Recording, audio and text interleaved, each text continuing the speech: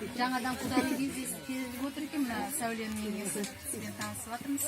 Бүгін Ердостың мына Гүлнұрдың үйіне құтты болсын айтып, мына Құдай тамаққа келіп отырмыз. Бүгін оқыған Құранның сауабы тие берсін.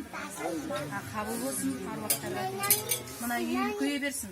Кең болсын, мына екі бөлмесінің қасына тағы бөлмелер қосыла берсін. Ердос бауырымыз еңбекқор, ағама тартқан. Еңбекқор. Ана, қолмайтындығы да ағама тартқан ғой, көріңіздер. Жіп-жіңішке ағам сияқты.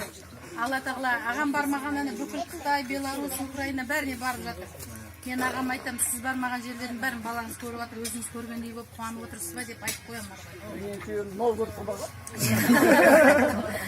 Енді мына жаңағы Айдоспенен мына жерде Жанардың еңбегі мол. Жаңағы жолдасым да айтып жатыр ғой. Ана Баукаға да үй салды, еңбекқор, қолы алтын. Айдосымның жаңағы 5 баласы бар, өзіне де үй салды. Ағамның 3 баласының үйінде де, үшеуінде де үй бар десе болады. Ана Ұлдосқа өкімет өзі бергелі жатыр үй бөлмелі. Мысалы 3 бөлмелі бергелі жатыр. Қыз бен ұл бөлек жаңағы не болғандықтан, жынысты болғандықтан. Өкімет үй алып беріп жатыр. Ана жаңалықта Айдостың үйі бар, жерінен артқан ағам подарить еткен.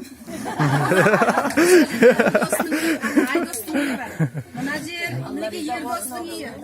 Сондықтан 3 жылында да үйі бар. Ағам жай үйсіз жүрген жоқ, Құдайға тәуба. 19 немересі бар, нағыз бай менің ағам. Ағам байы берсін. Үйі бар десешті. Немерелері көп. Алла тағала енді шөбере сегізсін. Мәйкөжемнің жасына жетсін. Мәйкөжем 90 асып жаңа 100-ге жақындаған кісі ғой. Алла денсаулық берсін. Сол бауырлар аман болсын.